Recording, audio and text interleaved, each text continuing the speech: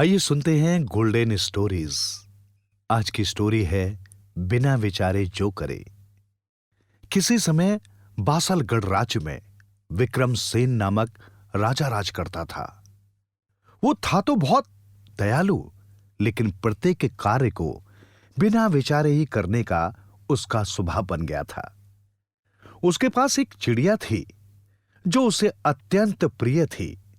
वो एक क्षण भी उससे अलग रहना पसंद नहीं करता था। चिड़िया भी सम्राट को बहुत चाहती थी। एक बार चिड़िया ने राजा से अपने संबंधियों से मिलने की इच्छा प्रकट की। राजा ने शीघ्र लौटने का निर्देश देकर उसे अनुमति दे दी।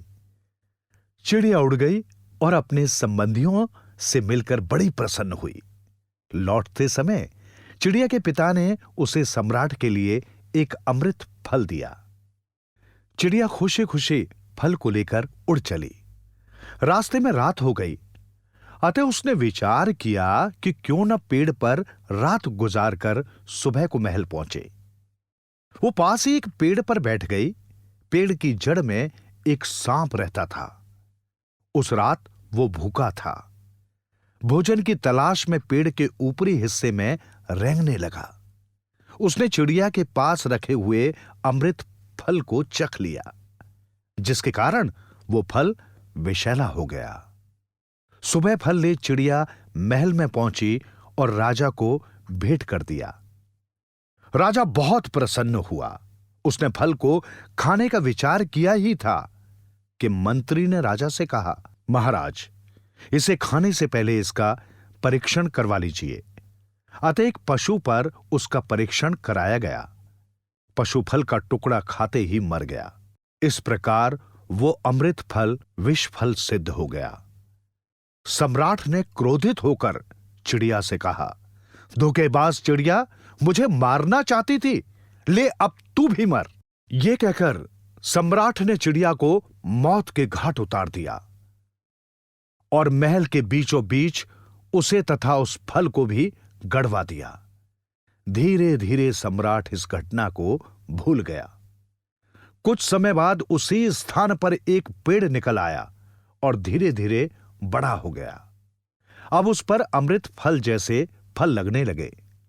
इस पर मंत्री ने सम्राट को सुझाव दिया, महाराज, ये फल भी विषैले होंगे, अतः किसी को इनके समीप आने की मनाही करवा दी जाए। सम्राट ने आदेश जारी करवा दिया और पेड़ के चारों ओर ऊंची ऊंची दीवारें उठवा दी ताकि कोई पेड़ तक न पहुंच सके। उसी राज्य में एक बूढ़ा और बुढ़िया रहते थे। वे कोढ़ जैसे भयंकर रोग से ग्रस्त थे और भूखों मर रहे थे। बुढ़िया ने बूढ़े से कहा, महल के बगीचे से वो विष फल क्यों नहीं तोड़ लाते, ताकि उसे खाकर हम दुनिया के कष्टों से छुटकारा मिल जाए। अतः बूढ़े ने बड़े प्रयत्न से वो फल प्राप्त कर लिया और दोनों ने आधा आधा खा लिया। परंतु ये क्या, उसे खाते ही वे दोनों स्वस्थ और सुंदर हो गए। ये देखकर दोनों बड़े आश्चर्यचकित हुए और सारा वृत्तांत सम्राट को कह सुनाया। सम्राट को ये समझते देर नहीं लगी कि वो फल वास्तव में अमृत फल था। अब हो भी क्या सकता था।